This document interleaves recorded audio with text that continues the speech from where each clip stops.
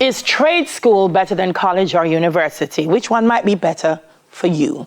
Let's look at the pros and cons with Dr. Sandra Palmer, CEO and senior partner at Above or Beyond. Hey, good morning, Doc. How are you doing? Welcome to Smile Jamaica. Good morning, Dilly. I'm doing well, thanks. It's awesome to have you. Before we get into which one works, can we differentiate both things? Let's start with the trade school. When we say a trade school, exactly what are we talking about? Certainly. So when we talk about trade school or we talk about vocational school, we're talking about a school or schooling that focuses on practical, hands-on training for specific occupations. So we may be talking about something like automotive, technology, electrical engineering. We're talking about maybe plumbing, culinary arts, or something in the medical field like practical nursing or medical assistance, compared to a college/university undertaking, which provides a more broader theoretical education in an academic discipline, leading to a bachelor's or a master's or a doctorate. So generally speaking, those are the differences. Yeah, I find though, and I'm glad you raised it in terms of the scope of what happens in a trade school. My concern, Doc, is that sometimes people feel you must do the trade school because you're not too bright. Yes. That's a thing. When them say you can't manage the academics, so go on to trade school, which is not necessarily so. No, and I think it sets up some of our students for failure, because we all have different skills, different abilities, different aptitudes, and none is better than the other. It's just different. And if we're putting persons in boxes and everybody needs to go through a particular path to get to that end goal, then some persons are not going to make it because it's not well suited for them. But go ahead, Doc. Yeah, it's not well suited for them at all, because you have to find that sweet spot where your natural aptitude and attitude intersects. I find the irony of the situation to be that in today's world, I mean, this report from the PIOJ is saying that we're facing a constraint with the adequate supply of sufficiently skilled labor. So where the world is going now, we need more skilled people. We have to rethink. We have to rethink and reset. And, Jamaica tends to follow what's happening in the first world countries. And, it is very clear that, things are changing. Companies like IBM, Google, Apple, Bank of America, they have all removed the degree requirement from a lot of their jobs. What are they asking for now? Certification?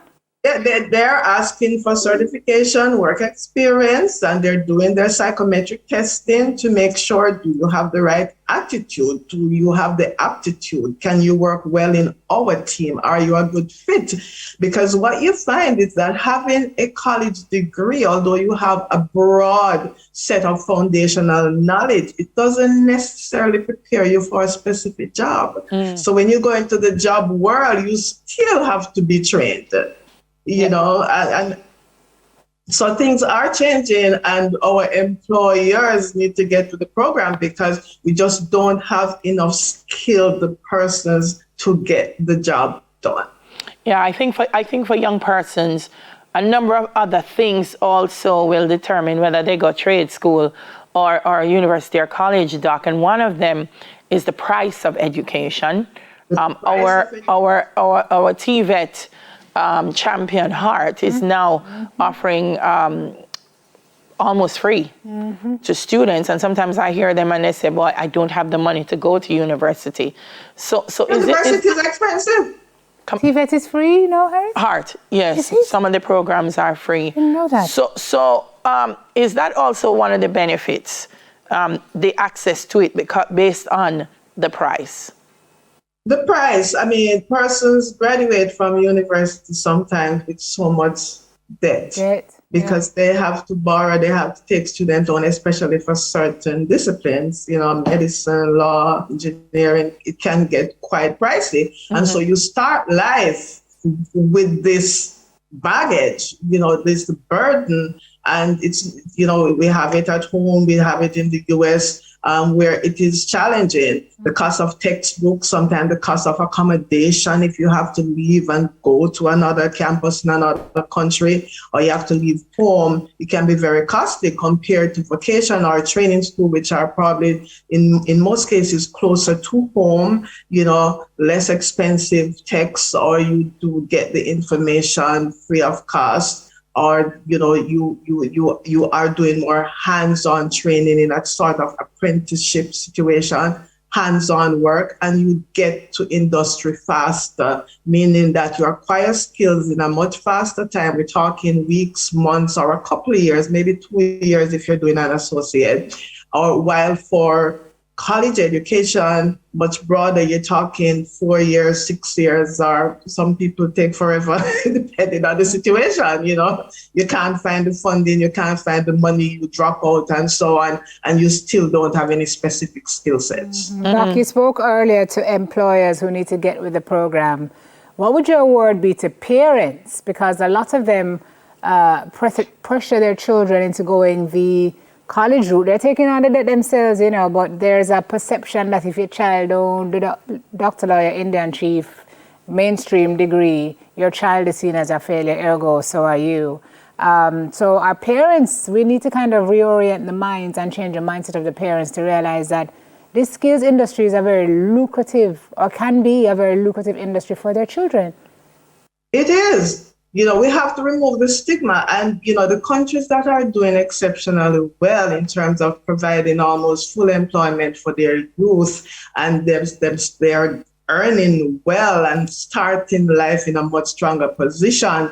Countries like Germany, Switzerland, Luxembourg, Austria, they have a dual education part with a big focus on vocational educational training. So you are not leaving school without a vocation, and they are rolling that out across Europe. I think it's something that we need to think about. And parents need to realize that you can't pressure your children and try to live your life through them. The child must become a doctor, although they can't stand the sight of blood. They must become a lawyer, although they don't like reading. So we really have to look at skills, and probably this is where testing come in again to see what is the child good at. If you look in a garden, so many beautiful flowers, they're not all the same. And that is what makes for the beauty, that everybody is different. So you're forcing the child in a particular direction, and, they're not going to be fulfilled. And in addition to that, you have to look where the world is going. If you are going to embark on a college education today, you need to do the research to see when you graduate in 4 years, 5 years, 6 years, if you're doing a master's, where will the demand be for what you're studying now? Who's going to employ you? Who's going to pay you? Are you going to create your own employment?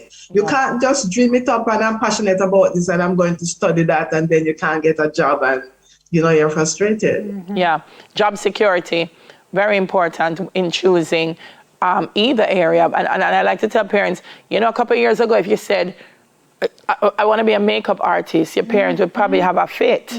But now the makeup artist is such an in-demand job that, as you said, Doc, do the research and find out. One last word from you in terms of pros and cons of both, and where do I go?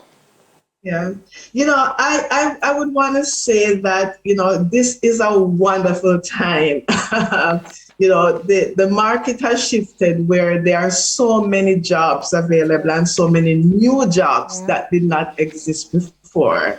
And a lot of the things that students went to university to study before, those degrees are dead. I mean, I could give you a list of 20 degrees that you don't go to school to study that. It doesn't make any sense. You want to get into industry and get into practice and hone your skill, and start earning as quickly as possible. And those opportunities exist, and these big companies are leading the way. Everybody that wants to work at a big company, a Google, a IBM, a Apple, a Bank of America, why not? And if they're saying we are removing that requirement to have a degree, that is telling us something. That's telling us something. And so we need to listen. I think we need to rethink what we do at home. Okay. All right. Thank you so much, Doc, for speaking with us. CEO and Senior Partner at Above or Beyond, Dr. Sandra Palmer. After the break, tips on being, this ties right in, people, because it starts from now and what we're telling our child they can and cannot be. Tips on being a supportive, pep parent, no matter what the results were. Stick around for that.